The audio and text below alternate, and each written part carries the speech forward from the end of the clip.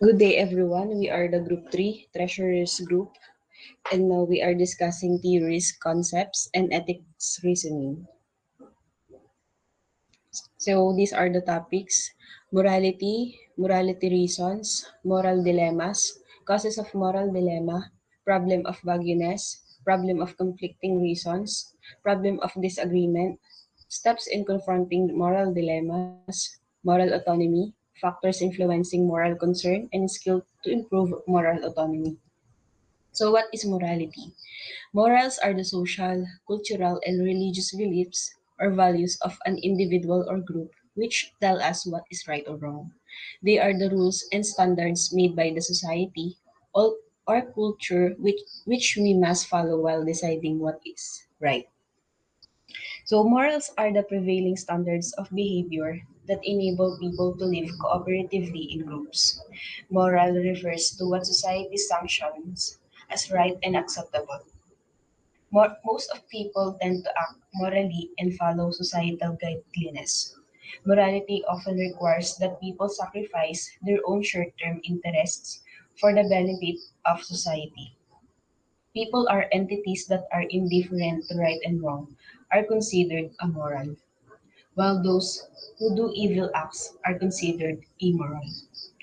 While some moral principles seem to transcend time and culture, such as fairness, generally speaking, morality is not fixed. Morality describes the particular values of a specific group at a specific point in time. Historically, morality has been closely connected to religious traditions, but today its significance is equally important to the secular world. For example, businesses and government agencies have a code of ethics that employees are expected to follow. So, some moral principles are do not cheat, be loyal, be patient, always tell the truth, and be generous. So, morals refer to the beliefs what is not objectively right, but what is considered right for any situation. So it can be said that what is morally correct may not be objectively correct. So sa mga panahong ito at marahil hindi nawawala ang anumang panahon, ika nga'y laging napapanahon. Madalas marinig ang katagang moralidad, mayroong nananawagang magkaroon ng moral third first sa politika. Lagi ring may nananawagang magkaroon ng moral recovery. Mabuti ring suriin ang kahulugan ng moralidad. So ang katagang moralidad o morality sa Ingles ay nagmumula sa isang wikang Latin na katagang mos mores, na ang ibig sabihin ay mabuting pag-uugali. Ito ay katumbas ng katagang ethics o mula sa Griegong ethos at ang tinutukoy ay ang pag-aaral tungkol sa pagiging mabuti o masama ng ating mga gawa bilang tao at ang ating mga gawang kinasasangkutan ng pag-iisip at kakayahang pumili. Madalas gumagawa ang tao ng labag sa moralidad hindi dahil sa hindi niya alam ang mabuti at masama, ang tama at mali, kundi dahil sa katigasan ng pusong ayaw tanggapin ang totohanang mayroong mga objektibong panuntunong dapat tayong sundan. Ito ay isang pagpipilit na tao ang may kalayaan o kapangyarihang magpasaya kung ano ang mabuti at masama. So, immoral describes someone who purposely commits an offensive act even though they know the difference between what is right and wrong. So, immoral describes a person or behavior that continuously goes against accepted morals. That is, the, that is considered right and good by the majority of people.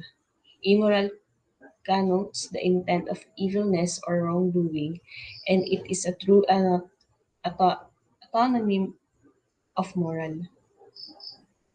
Immorality has to do with things that are wrong, like stealing, lying, and murdering. Non-moral describes situation in which morality is not a concern.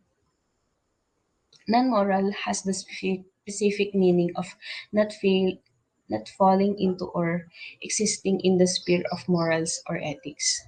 Thus, a non-moral act or action is not subject to moral judgment because morality is not taken into consideration. Examples of non-moral standards are standards of etiquette by which we judge manners as good or bad, standards we call the law by which we judge something as legal or illegal, and standards of aesthetics by which we judge art as good or rubbish. Amoral Amoral describes someone who acknowledges the difference between right and wrong, but who is not concerned with morality. Amoral is having showing no concern about whether behavior is morally right or wrong, or compendi- dis- compendiously without morals. O sa madaling salita po ay having or showing no concern about whether behavior is morally right or wrong. For example, an infant unlearned in what is right and wrong is amoral. Someone who lacks the mental ability to understand right or wrong due to illness might be described as amoral. This example is describe his or her actions if she aware of what is right and wrong. Why be moral? Consider what the world would be like if there were no traffic rules at all. Would people be able to travel by automobiles, buses, and other vehicles on the roadways if there were no traffic regulations? The answer should be of use to all rational members of the human species. Without basic rules, no matter how much some would like to avoid them or break them, there would be chaos. The fact that some people break the rules is quite clearly and obviously not sufficient to do away with the rules. The rules are needed for transportation to take place. Why moral rules needed? For example, why do you humans need rules about keeping promises, telling truth, and private property? This answer should be fairly obvious. Without such rules, people would not be able to live amongst other humans. People could not make plans, could not leave their belongings behind them wherever they went. We would not know who to trust and what to expect from others. Civilized social life would not be possible. So these are the ethical theories: utilitarianism, Kantianism, virtue theory, duty theory, rights theory, self-realization ethics, and justice or fairness theory. So, utilitarianism think that the point of morality is to maximize the amount of happiness that we produce for every action. The crucial aspect that distinguishes utilitarianism from other moral theories is the claim that maximizing human welfare is the only thing that determines the rightness of actions. So, utilitarianism is a theory of morality that advocates actions that foster happiness or pleasure and oppose actions that cause unhappiness or harm. When directed toward making social, economic, or political decisions, a, utilitarian philosophy would aim for the betterment of society as a whole. Utilitarianism would say that an action is right if it results in the happiness of the greatest number of people in a society or group. For example, if you are choosing ice cream for yourself, the utilitarian view is that you should choose the flavor that you will give the most pleasure. If you enjoy chocolate but hate vanilla, you should choose chocolate for the pleasure it will bring and avoid vanilla because it will bring displeasure. In addition, if you enjoy both chocolate and strawberry, you should predict which flavor will bring you pleasure and choose whichever one will do that. In this case, because utilitarian reasoning is being applied to a decision about which action is best for an individual person, it focuses only on how the various possible choices will affect this single person's interests and does not consider the interests of other people. Kantianism. The wrongness of using human beings as mere instruments for other purposes is one of the important moral requirements that follows from the moral theory of the philosopher Immanuel Kant, 724 to 1804. So, for example, a Kantian borrows money from another person and promises to pay that money back. When deciding whether to keep this promise, the Kantian must consider whether his action could be universalized. His thinking might go something like this: I could lie and break up my promise. Virtue of theory. Virtue theory says that the right thing to do in a given situation is what a good or virtuous person would do. Initiatively, this is an appealing idea. Most, perhaps all, of us want to be good people. So doing what a good person would do does seem to capture what we aim for when faced with a moral decision.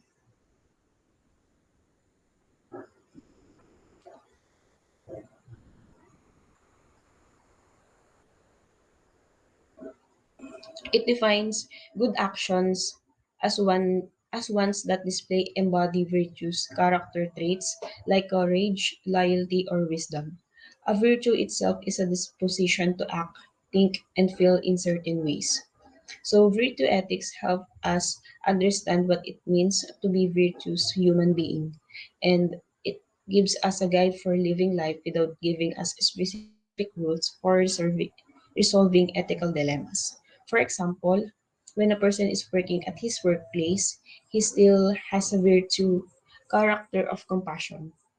Due to this character, he helps his colleagues and even never hesitate to go out of his way to make sure that particular project of the company gets done on time. So, rights theory are the rights are entitlement to act or to have another individual act in a certain way. Minimally, rights serve as a protective barrier, shielding individuals from a justified infringement of their moral agency by others. For every right, we have a corresponding duty or non-interference. A right is a justified claim, entitlement, or assertion of what a rights holder is due. For a person to have the moral right to have, get, or do something, there must be a moral basis in justification for the claim. These bases or justifications are different for different categories or rights. The rights established by a society are protected and given the highest priority. Rights are considered to be ethically correct and valid since a large population endorses them. Individuals may also bestow rights upon others if they have the ability and resources to do so. Also, people are not objects to be manipulated. It is a violation of human dignity to use people in ways they do not freely choose. Other rights he advocated are the right to access the truth. We have the right to be told the truth and to be informed about matters that significantly affect our choices.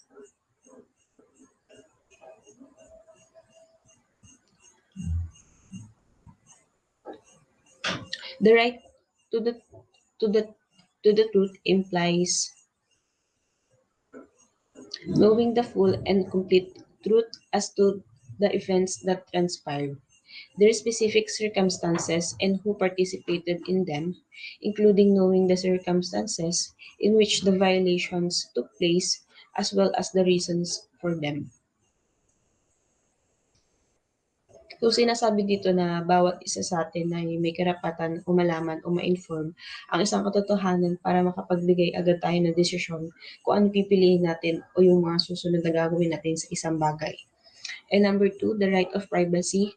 We have the right to do, believe, and say whatever we choose in our personal lives, so long as we do not violate the rights of others. The right of privacy encompasses the right to protect a person's intimacy, identity, name, gender, honor, dignity, appearance, feelings, and sexual orientation. So may karapatan tayo na pumili kung ano gusto nating pamumuhay, ah, kung sino tayo at kung ano meron tayo as long as wala tayong nadadamay na tao o walang tinatapakang tao. So the right not to be injured. We have the right not to be harmed or injured unless we freely and knowingly do something to deserve punishment, or we freely and knowingly choose the risk such injuries.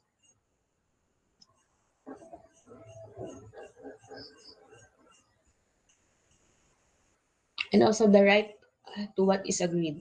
We have a right to what has been promised by those with whom we have freely entered into a contract or agreement.